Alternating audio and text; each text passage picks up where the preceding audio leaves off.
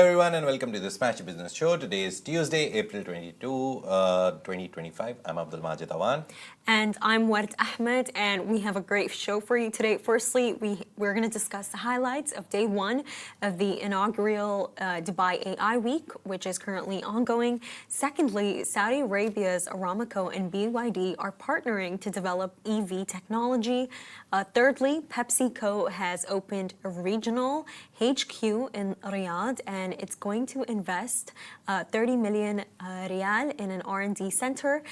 So Saudi cash revives boxing's Don King era, says World Boxing Council chief. And for the final one, we're going to be discussing how after Pistachio, Choco price rise can be concerning for the UAE's $736 million chocolate market. Very first story, day one highlights of the inaugural Dubai AI Week, which is happening under the patronage of His Highness Sheikh Hamdan. So day one of Dubai AI Week 2025 kicked off with high-level discussions and bold declarations on the future of artificial intelligence, led by none other than His Highness Sheikh Hamdan bin Mohammed bin Rashid Al Maktoum, Crown Prince of Dubai and Chairman of the Dubai Future Foundation. Now, speaking at the AI retreat held at the Museum of the Future, His Highness Sheikh Hamdan said that a government's ability to keep pace with AI will be a defining benchmark of its success. He emphasized that Dubai is at a critical stage, striving to become one of the world's most agile and advanced cities in shaping technological transformation. And the retreat brought together 150 global experts and government officials. Sheikh Hamdan joined 4 closed-door roundtables covering data and governance, infrastructure, investment, and talent development, all part of a larger vision to harness AI for economic and societal growth. Now, the Minister of State for Artificial Intelligence, Omar Sultan Al Ulama, set the tone with a powerful keynote titled, "The Next 5 to 10 Years, a Force Multiplier of a Nation's Potential." Now, he told a room of global leaders that Dubai's ethos on AI is rooted not just in innovation or regulation, but acceleration. Al-Ulama said every future digital company in Dubai must be AI first. He pointed to UAE unicorns like Careem and Souk.com as examples of AI-driven success. Over the next year and this year, every government entity will be ranked on its AI integration. Ooh, that one's tough. Now, he also unveiled plans to build a deep talent pipeline with education at the core. Now, more than 10,000 students participated in AI programs last year, and Dubai is doubling down. Now, day one wrapped with a clear message. Dubai is not observing the AI revolution.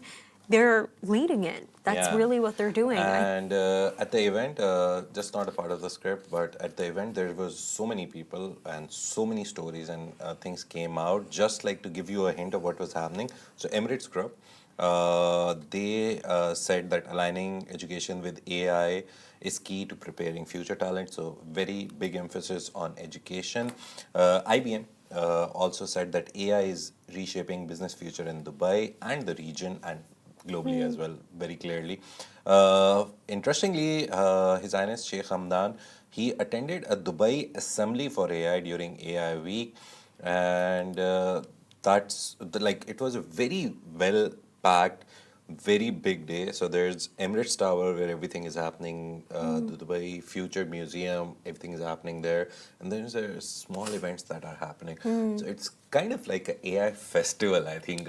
They're calling it a week, but I think it's an AI festival. To be honest with you, I can't even believe that it's a real thing. But you know what what the Minister of AI was saying in the UAE, Majid? First of all, I just want to put out there that he's one of the first AI ministers. He is the only one. There is no world, AI minister still in the world. There's no AI ministers. You just have people like Donald Trump who hire Elon Musk for the government. But anyways, my point is he said that, AI is accelerating and we're seeing this. Just yesterday, we were discussing how, the UAE is the first in the world to establish that they're going to use AI to write their laws and amend their laws. But Majid, it's almost scary. And I'll tell you why, and I feel like this has so many implications. For example, you know how there's like an AI me? Everyone is AI twin. They're called AI twins or like digital twins. So there's an AI me that has a voice. And it's just this idea that, it can be used without you knowing. Yeah. Does that make sense? And Yeah, but with all this technology, I think more scrutiny is coming. I remember we did this one video of this Chinese guy who was trying to explain that how Hermes bag is Hermes. My wife was Oh, yeah. dissing me for saying it wrong, but Hermes, I think.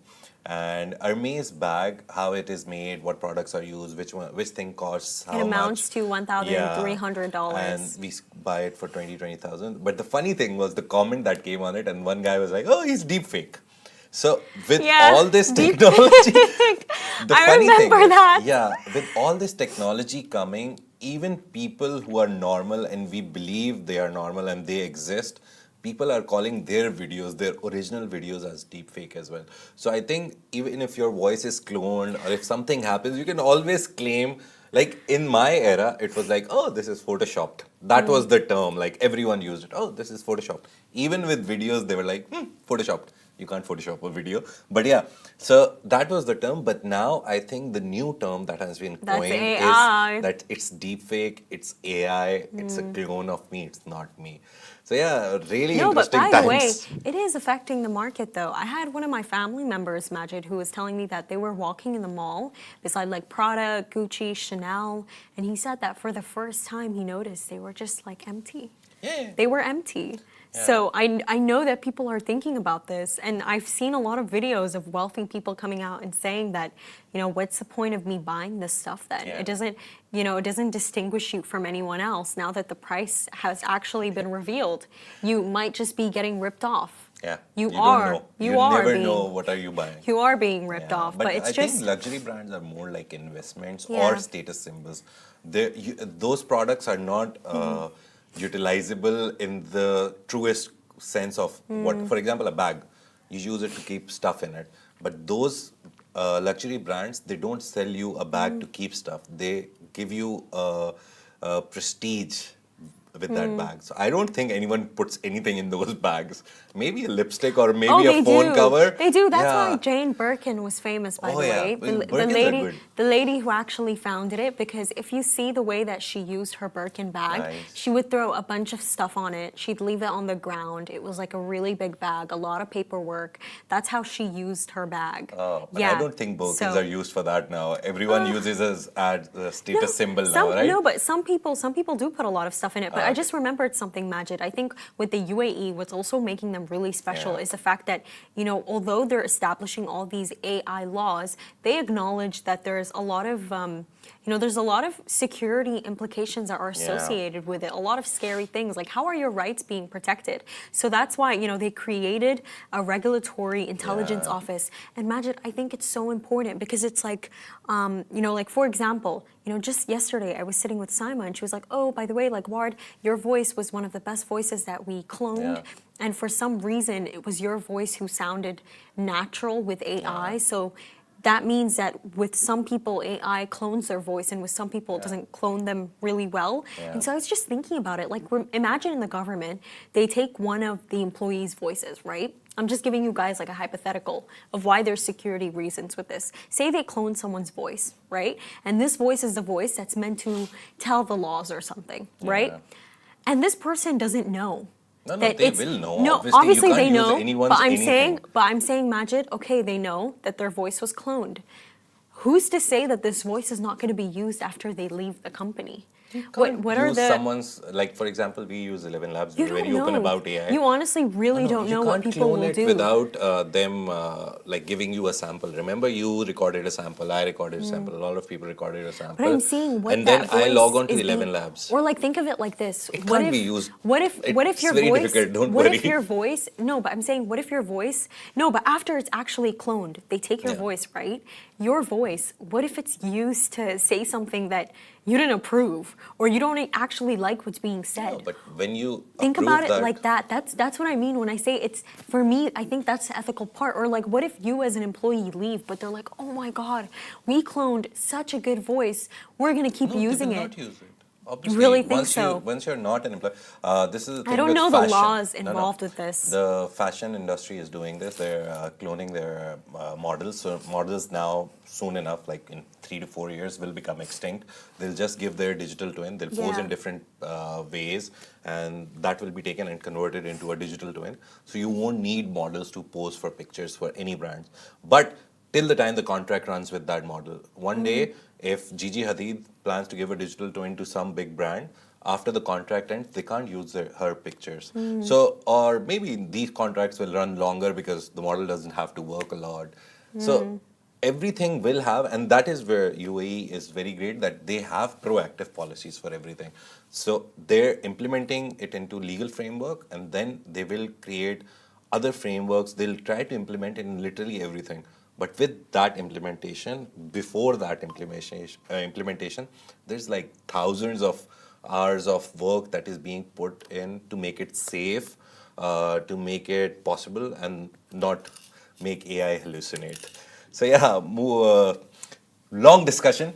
We have other stories. Let's move on to the next one. Saudi Aramco and China's leading electric vehicle maker BYD have signed an agreement to explore closer collaboration on new energy vehicle technology. The move brings together the world's largest crude exporter, Aramco, and one of the top EV manufacturers, BYD. Just to give you a side note, BYD beat Tesla last year in revenue and profits, as both nations look to shape the future of mobility. This is like a queen and a king coming Yeah. together. I would say in this case, Saudi Arabia is the king. Now, the agreement includes joint research, the development of new technologies, and initiatives to improve transport efficiency.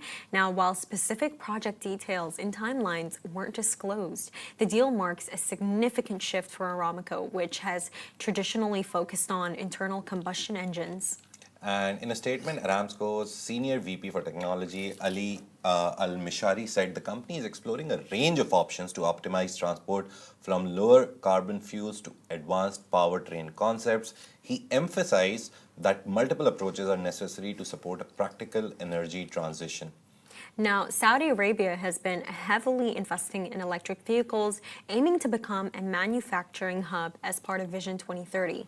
Now, Crown Prince Mohammed bin Salman plans for EVs to make up a third of all vehicles on Saudi roads by the end of the decade, with a goal of reaching net zero emissions by 2060. I think that's achievable. Yeah. The Public Investment Fund is a major investor in Lucid Motors and has launched its own EV brand, Seer, under Lucid Motors. Meanwhile, Tesla has recently opened operations in the kingdom, signaling growing confidence in Saudi Arabia's electric vehicle ambitions. And this comes on the back of Tesla being launched recently. Yes, we talked about it. You know, Majid, this is so satisfying to see. Yeah. It is BYD, Chinese BYD, and Saudi Aramco, the top oil exporter in the world, coming together as Trump, as the US is trying to come down on China. Yeah. So, you know, for the Gulf to continue to work with them, continue to see their potential, I think, you know, this signals to a greater shift of China working with the Middle East more. Yeah, that's has always been the Middle Eastern policy, especially Saudi and UAE. Don't fight with anyone, trade with everyone, do business with everyone. We care about trade only. We only care about how you can benefit us and how we can benefit you. So that's the best policy right now in the world, to be honest, with so much division happening in the world. And on the note of Saudi Arabia, another big brand, and again Saudi Arabia. So PepsiCo, not Pepsi only, PepsiCo, the whole company, which has chips and all those brands, has announced, Lay's, yeah, Schweppes, they I have believe literally a lot of brands. Doritos, Cheetos. Yeah. What else? There's also a Mountain Dew, Mountain Dew, 7-Up, 7-Up. Pepsi, obviously. Pepsi, obviously, yeah. But yeah, sorry, go on, PepsiCo Majid. has announced plans to open a major research and development center in Saudi Arabia, R&D to be short, focused on crafting products tailored to Middle Eastern tastes. The US food and beverage giant said they'll invest 30 million Saudi riyals in this facility, which is roughly 8 million, and it will be the largest of its kind in the Gulf, and it will be located in Riyadh. Now, this center aims to develop products with Arab tastes and Arab flavors. Now, according to Mohammed Shilbaya, PepsiCo CEO for the Middle East and North Africa, the announcement came as the company inaugurated its new regional headquarters in Riyadh's King Abdullah Financial District. Yeah, and Saudi Arabia is PepsiCo's largest market in the MENA region, in the Gulf region, home to popular brands like we talked about it, Lay's, Aquafina, and Mountain Dew. The company's new RHQ, Riyadh headquarter, can accommodate, or regional headquarter, can accommodate up to 150 staff members. And under local regulations, the Saudi national regulations, that you need 40% of your workforce to be Saudi nationals. So out of 150, at least 60 people will be Saudi That's nationals. very So it creates interesting. jobs as well for Saudis. Now, attracting global players like PepsiCo is a major win for the Saudi government. You know, it follows new rules enforced since January last year, requiring international firms to set up regional headquarters in the kingdom if they want to access public sector contracts. Yeah. And until recently, most multinationals ran their regional operations from Dubai or Abu Dhabi or from this part of the Middle East region, UAE. But Saudi Arabia's economic diversification drive and its large youthful population is shifting the center of gravity. And Shilbaya said that there is a race for talent. Now there's no but when you talk about Saudi Arabia. So yeah. There definitely isn't. And I think, Yeah. you know, with the fact that, you know, at least 40% of the staff must be Saudi nationals, it reminds me of there was this initiative that took place, I think it was like 2 months ago, Majid. It was called the Golden Handshake.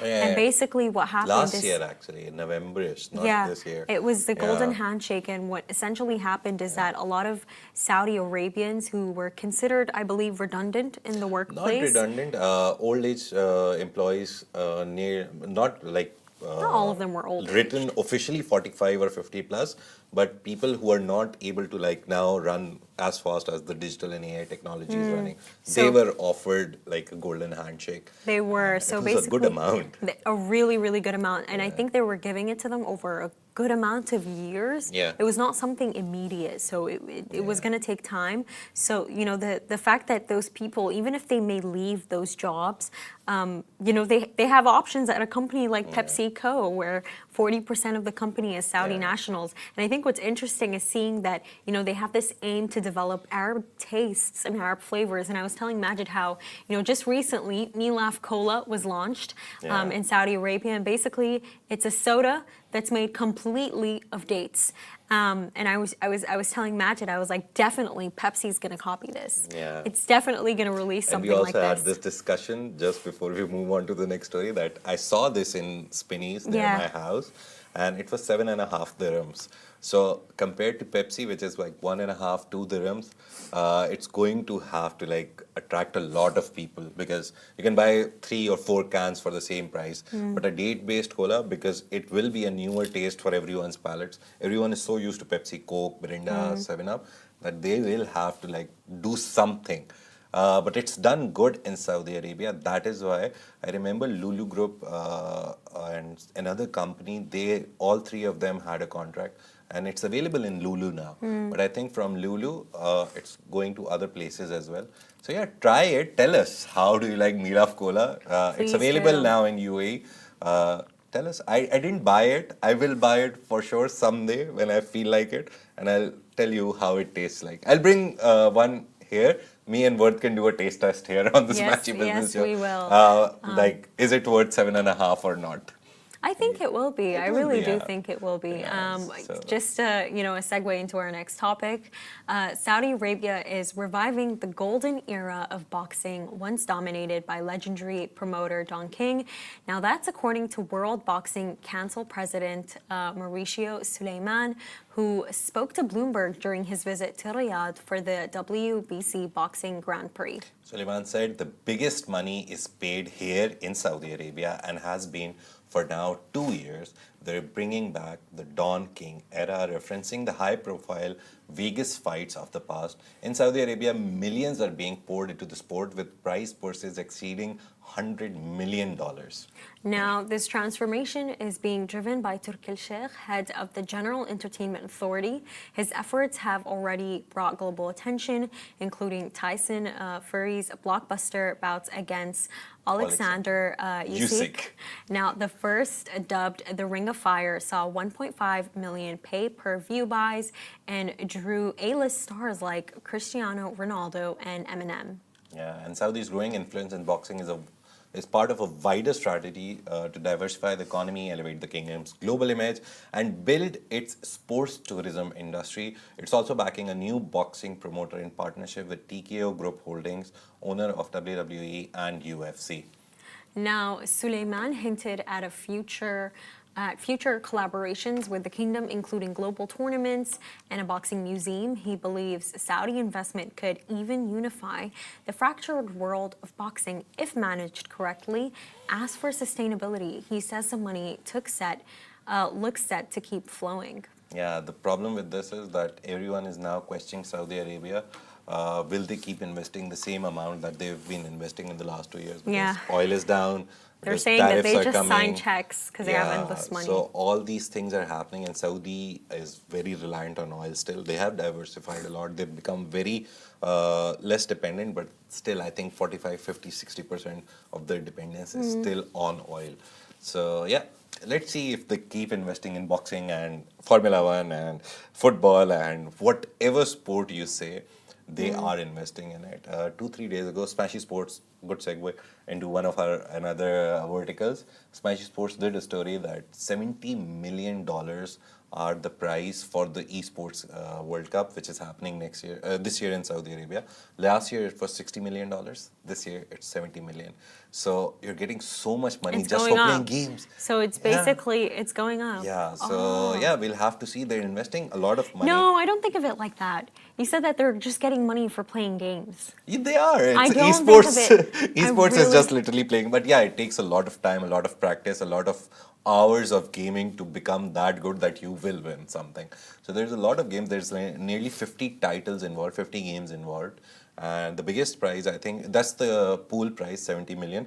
The biggest prize is for, I think, COD or which game, I don't remember correctly. But the biggest prize is nearly 7 million. And usually there's teams of 5 people playing one game. So 5 people playing games, beating other teams, 7 million. Not bad. That And it's is a one and a not half bad month long whatsoever. whole event. Starts in July, ends in August. So yeah, it's going to be a very nice event. But again, coming back, money. Saudi Arabia is putting literally money everywhere just to diversify.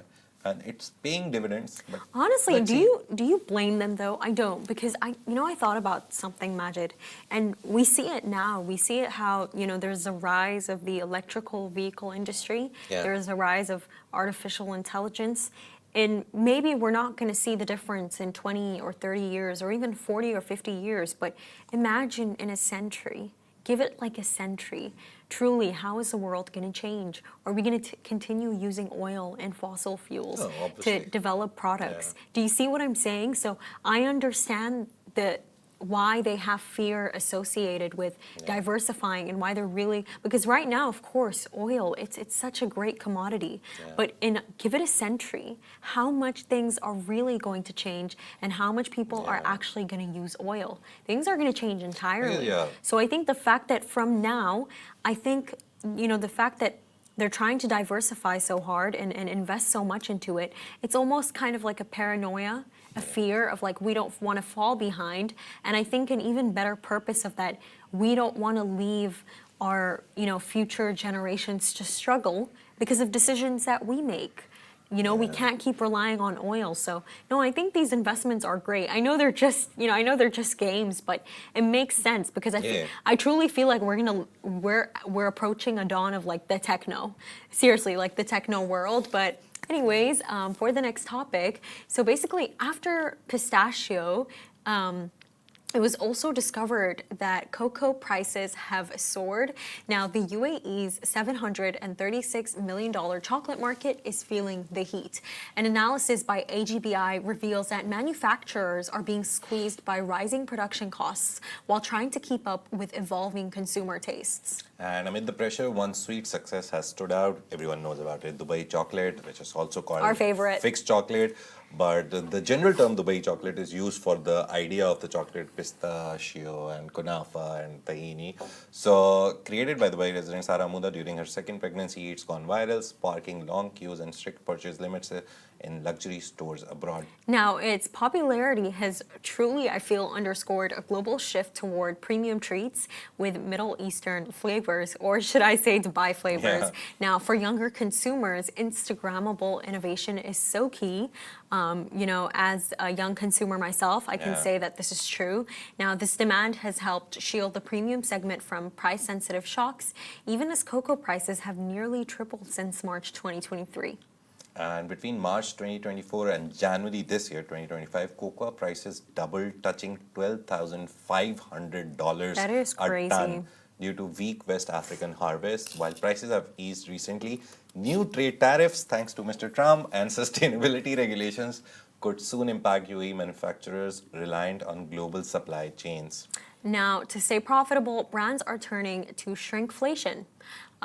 What really is that? Now, offering smaller sizes at the same price and experimenting with new flavors and formats. Now, despite challenges, demand remains strong during key occasions like Eid and Diwali. Now, the brands that adapt fastest will win in this fusion of tradition and trend. Yeah, that's the funny thing that with UAE, we didn't feel a lot of effect because the story we did was like the title was a question that did you feel it? That did you see your chocolate becoming smaller? Or did you see that, oh, from 3 dirhams it became 4 dirhams or 5 dirhams? Since 2023, it's been 2 years. Then Like these chocolate prices were rising. Yeah, Honestly, I did notice. yeah, everyone, I because it's so noticed. minor. I Yeah. sometimes I only know it because there's this Snicker ice cream, again chocolate. I saw its price going from the smaller bar going from 4.5 to 6-ish now, 6.5, 6.25 I love something. that ice cream, by the way. So, I get the yeah. Galaxy one. So I've been here 2.5 years. The first Snickers ice cream, smaller version, the stick version, not the cone version, I bought was 4.5 something, and now it's 6. So in 2 years, I saw it going up 2 dirhams. Yeah. And now when you read these numbers and stories, you realize, okay, cocoa prices are going up. Even with Bounty, like I've Yeah. just noticed with chocolate in general, when I go buy it, Yeah. I'm like, why is this over 5 dirhams now? Yeah. And with the only chocolate that I really love and enjoy is M&M's, the peanut ones. And with that, I've eaten it so much that now I can feel it that the chocolate coating above it is going like smaller. So usually when earlier I used to eat it, I literally felt it. That is why I did the story. I was like, yeah, this is happening. So you earlier Imagine, that we is would eat very it. specific. Yeah, I eat very like limited amount of sweets, so whatever I eat, I remember. So M&M's, when you take a bite, you feel the chocolate, and then comes the peanut. Now immediately the peanut is there, and you're like, okay, something happened here. But it's very difficult to like gauge it. It's very difficult to identify it. But shrinkflation has been a very long concept which has been used since 10 years, since I remember. So yeah, the only thing good about UAE is because we have so many people from so many countries, and hence so many occasions that there is demand. So because of so much demand, the prices are not that much Yeah, high. it was just Easter Yeah. yesterday. Yeah. Happy Easter to those Yeah. celebrating, by the way. And I noticed that when I went on Noon, we basically have a friend who was celebrating to order them Easter eggs. They all ran out of stock. Yeah. They were all gone. And with Easter also, like Pope Francis died at the age of 88, exactly. Yeah, And from- we should. I believe be he was talking struggling with pneumonia for months, Yeah. and then he died with a stroke. And Allah one of the people that we follow a lot for news and comments, Naguib Suarez, the Egyptian billionaire, he said that he was a great guy, and our feelings with the people who have faced this loss. We were talking to Millie; she works in our office. She was sad. So yeah, our feelings go out for people who lost their religious leader, right? Yeah. So yeah. And I think with the Pope, he also touched so many people's hearts. Not Good just. thing he was very vocal on Gaza. Yeah. He called it a genocide, and he was like, end it, because kids are dying and all that. And he was Yeah. he was supporting those who are trying to combat climate Yeah. change. He was supporting the Yemeni community. So I think Naguib, with that one, he really hit a spot in Yeah. saying that he had so much wisdom and so Yeah. much Came in tolerance. 2019. You did the story. I saw. Oh, he visited the UAE in 2019. Yeah, 2019. Yeah. 180,000 people attended that mass. Yeah. I mean, that number, and I found out that it was Chris Fade who hosted it. Oh yeah. Can you believe Chris Fade that? I saw some headline that he hosted that event or something. But there's, So, I yeah. can't find a video of him though. Yeah, maybe more focus was on Pope, so everyone Of forgot course. about Chris Fade. But we haven't forgotten about you, Chris Fade. What met him? At Yeah, this Disney event. I saw the video. I did Yeah. meet Chris, and you know what I honestly have to say? He's, you know, when you actually think about it, I know some people might just think about him as like a radio host, but that man is really smart. Yeah. Because think about it, Majid, we've never actually, like in the UAE, we've never had a Chris Fade before. He Yeah. almost saw a gap in this market. And created a, like, niche for himself. We didn't have someone, I don't even think it's almost like a niche. You know how like in every single country, there's just this like one host Yeah. who's at every single event, Yeah. who's representing the country. We had that gap here. We didn't actually have And he filled anyone. it. And he filled that gap. So I think what he did there, it's really smart. And honestly, he's such a good host. He really is. is. Like a The place. energy that guy has. Imagine, trust I'm me. telling you, a place could be completely empty and he'll start speaking and everyone will just come like flies. They'll just appear out of nowhere. He has this charisma about himself. He does, he really does. And that's a wrap for today. Thank you so much for tuning into the Smashy Business Show. Make sure to follow us across all social media channels at Smashy Business and stay ahead with our daily newsletter. You'll find the subscription link in the description. This has been a Smashy Business Show, a Smashy Business production, part of the Augustus Media Podcast Network. A big shout out to our 1.6 million monthly listeners. It's going up. Thank you for making it possible. See you tomorrow.